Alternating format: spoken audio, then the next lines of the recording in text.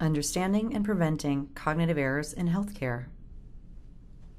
Why didn't I catch that sooner? I know better.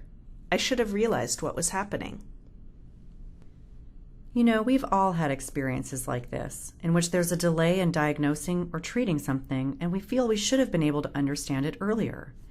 The problem is that being wrong feels the same as being right, up until the moment we recognize that we were wrong all along. That's because of a process called sense-making. What does sense-making really mean? Sense-making is simply figuring out what's going on, but this figuring out process is dynamic. Our first impressions influence what we pay attention to or minimize, and that influences what and how we think next. This is why actions that seem right in the context of understanding at the time then become incorrect as our understanding changes. This video is intended to provide tools to assist in the recognition and earlier recovery from thought process errors, which are also called cognitive errors, that occur during sense-making. What do you mean by cognitive error? Cognitive errors are mistakes due to thought processes themselves, rather than a lack of fundamental knowledge or data. In a way, they're similar to illusions. You may have seen this famous illusion before. Although the bottom line appears to be longer than the top line, we can measure and confirm that in fact they are the same length. But even after we know they are the same length, our brains still see the bottom line as longer than the top.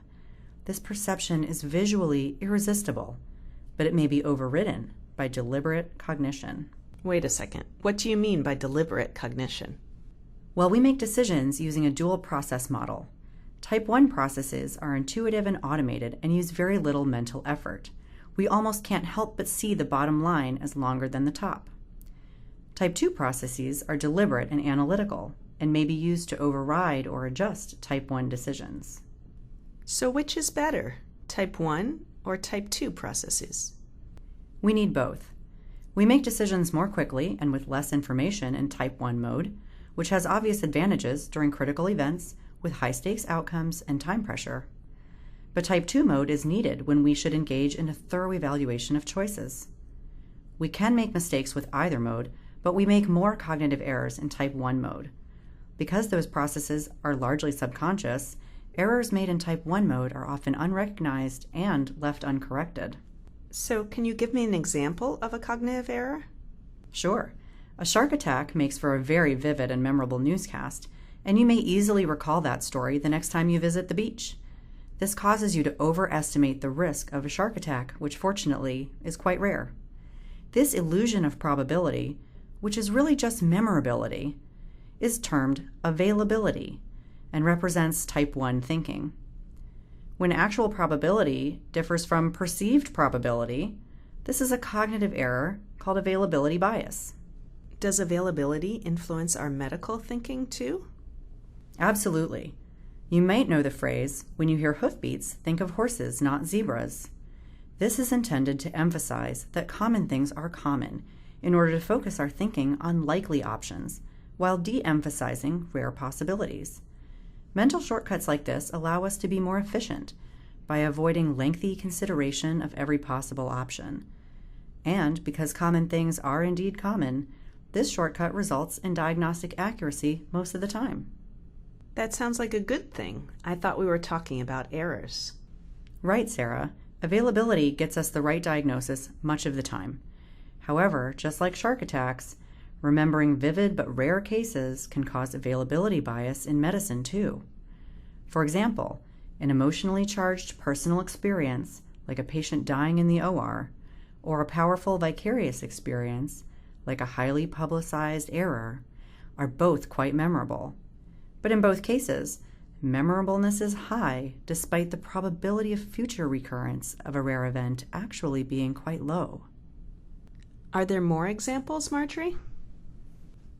Yes, there are dozens of heuristics, biases, and other thought influencers that may lead to cognitive error. You've probably experienced a few of them yourself. For example, fixation error describes the tendency to focus on one problem or diagnosis while losing track of the complete situation. It's easy to get fixated on a frustrating task, such as troubleshooting a malfunctioning infusion pump, and lose track of vital signs or blood loss. As another example, visceral bias describes how our emotions may impact our decisions when we care for a VIP patient, a vulnerable child, or a patient perceived to be difficult in some way. What can we do to prevent cognitive errors from resulting in actual medical mistakes? One technique is to regularly practice the Rule of Three strategy. This is a mental auditing process intended to prevent us from allowing our type 1 thinking to go on unchecked. This rule specifies we should explicitly consider and rule out 3 alternative diagnoses, even if all evidence seems to agree with the first one that came to mind. So Marjorie, if our patient is having a surgery with a risk for occult high-volume blood loss, we are intuitively and appropriately worried about severe hemorrhage as the cause of suddenly deteriorating vital signs. But, like you said, we sometimes need to shift from type 1 intuitive to type 2 analytic thinking. Actually, those original 3 signs of hypotension, hypoxemia, and tachycardia, depending on the other data that we find, could fit several different diagnoses. Similarly, we should reconsider the problem when we find ourselves repeating the same therapeutic maneuver 3 times. For example, a fluid bolus for hypotension is often an appropriate first-line therapy, and it's usually reasonable to repeat it once or twice. But if we're on the 3rd bolus and thinking about a 4th, it's time to reconsider. Are we using the best therapy? Could the correct diagnosis be something else? Or perhaps we really are on the right track. If you regularly practice the Rule of Three strategy during routine decision-making, it will come more easily to you during challenging decision-making. That's right. One of the clues that should trigger us to reassess our data and diagnosis is if our patient is not improving as expected with the usual treatments. When we summarize aloud all available data, this helps us to reassess, both for any changes in data and to ensure our mental model is both accurate and shared with the team. Marcus Rahl coined the term 10 seconds for 10 minutes to emphasize the value of a pause to reassess and summarize all data, preferably verbalized aloud with a team including key data and explicit diagnosis.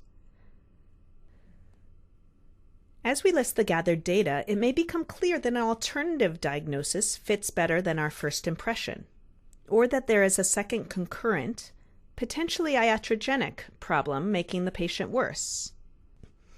A related strategy is to purposefully seek disconfirming evidence. After thinking of alternative diagnoses using the diagnostic rule of 3, we can actively check for multiple pertinent positives and negatives that would not support our first diagnosis, but do fit with an alternative diagnosis. We rescue ourselves from intuitively but perhaps inappropriately filling in the data that our brains expect for our initial diagnosis. As we seek out pertinent data that support an alternative diagnosis and actively notice pertinent data that may not fit with our first impression, we hone a more accurate mental model. And when the pieces are not fitting together or something just isn't right, it helps to ask the team, could this be anything else? Are there other strategies that you want to share, Marjorie? Yes, there are several. One important strategy is to pay attention to circumstances that may promote biased decisions or otherwise foster cognitive error. We can do this by asking ourselves some of the following questions. Was the diagnosis suggested to me by the patient or by a colleague? Did I consider causes besides the obvious one? Is this a patient I do not like or like too much for some reason? Have I been interrupted or distracted while caring for this patient? Am I stereotyping the patient or the patient's presentation? Any other favorites? Another favorite strategy of mine is called prospective hindsight. This can be thought of as a diagnostic timeout, in which we deliberately pause our thinking and imagine finding out later that we were actually wrong right now. Then we examine the current situation for cues that would later be identified as the red flags that were missed. You know, we've all had the experience of listening to another person tell a story of an event gone wrong. And when we're the observer, it's easy to see the unfolding error as predictable or obvious.